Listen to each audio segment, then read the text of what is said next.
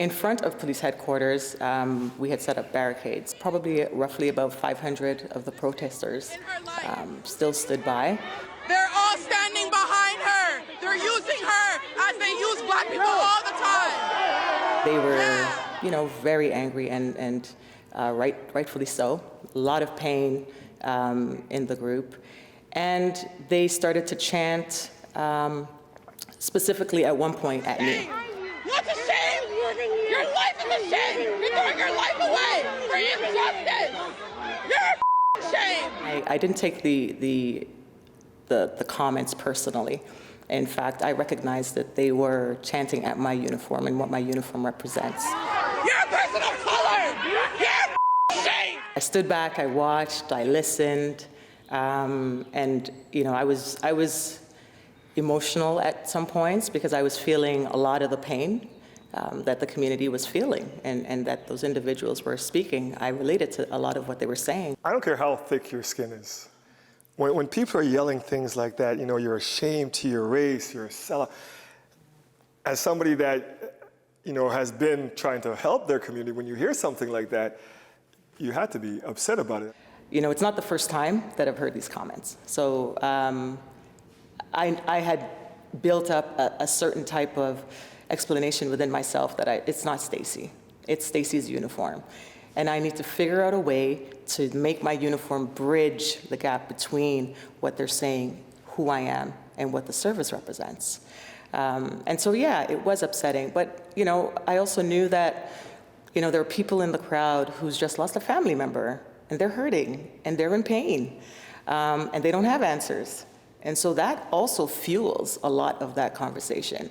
I'm well aware that George Floyd was just murdered on TV. Like, we all watched that. So that's fueling it. So I tried my very best. I'm not going to lie to you, Dwight. Of course, it was bothersome to hear it. It always is bothersome, especially because I know what I've done and what others have done. But I tried my best not to exert that particular emotion, not to show that I'm upset or that I'm angry. I wanted to be compassionate and empathetic and let them know that I understand that. Like, my skin is black. I have black children. I feel your pain. They did. They saw mommy getting. They did. My family. My family did. My children did. And I think one of the things that I had to really sit down and explain to my children that they don't know mommy. And they knew. They said, Mommy, they just don't know what you do. And they don't know what you go through. And they don't know how tough it is. They just don't know you. They don't know you. And if they knew you, they wouldn't. And that's how I explained it to them. And that's how I really rationalized it even within myself. I'm guessing everybody's seen the George Floyd video. Can I just get reactions from everybody to how they felt when they saw that video? I think that's an important point, because I think that when we don't engage with the community, they have a perception that maybe we don't think that was wrong. That as an officer, we're just automatically going to side with officers. And I can say, as a human being, just as a person, it was extremely difficult, almost hard to watch. As an officer, 10 times worse.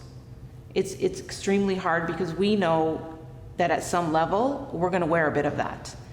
And we weren't there, had nothing to do with us, it's a different country, but we know that's going to come our way. But I think the people at the protest needed to hear that. I think there's an assumption that you guys think that that's okay. And I know when I said that to certain people, they were actually surprised that no, it wasn't okay. It was horrible and it was wrong. Did you learn anything from the dialogue, you think, with the protesters in the end? Were you able to get anything out of what they were saying to you?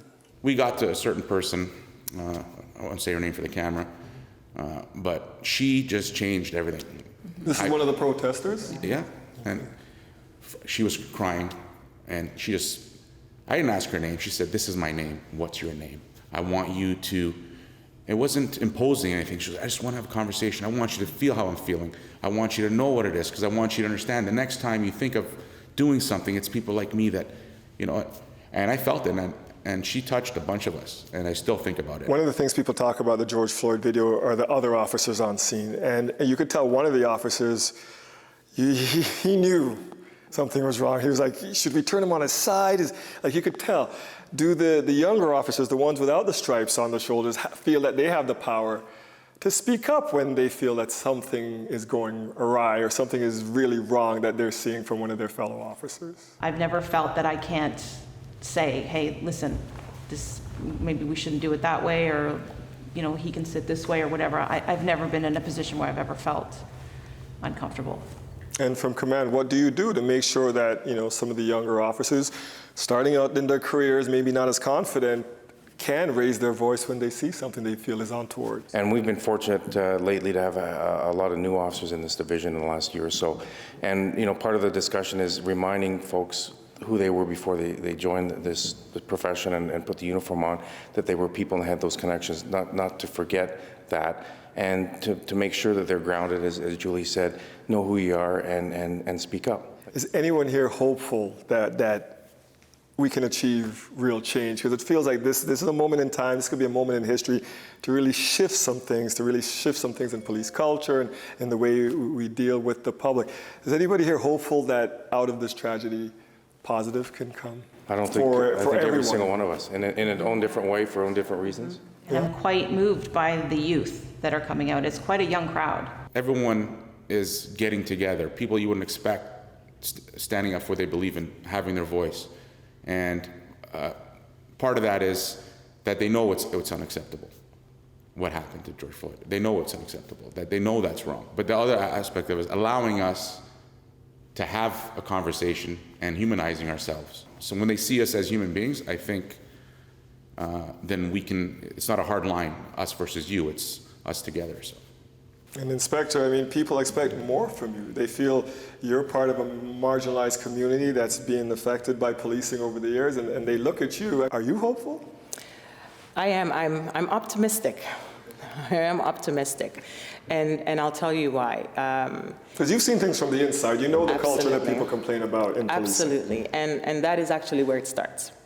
When the culture inside shifts, the relationships that need to be built can't be built unless they're authentic.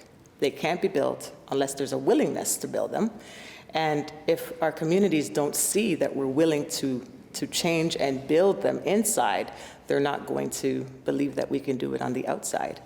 And what we achieved collectively with the demonstrators that day was authentic relationship building. I will never forget them. I hope they reach out. I invited them to reach out to me because I wanted to continue those conversations and to see how we can move forward. I specifically made a statement to the crowd that I need to be able to amplify your voices on the inside. It's about each and every one of us trying to figure out what can I do to help remove the knee off of George Floyd's neck. We need allies. What can we do? And each one of us has to be able to do that. Well, I appreciate your time and your efforts. And I mean, these conversations are important. I think the public needs to hear from you. So thank you. Thank you.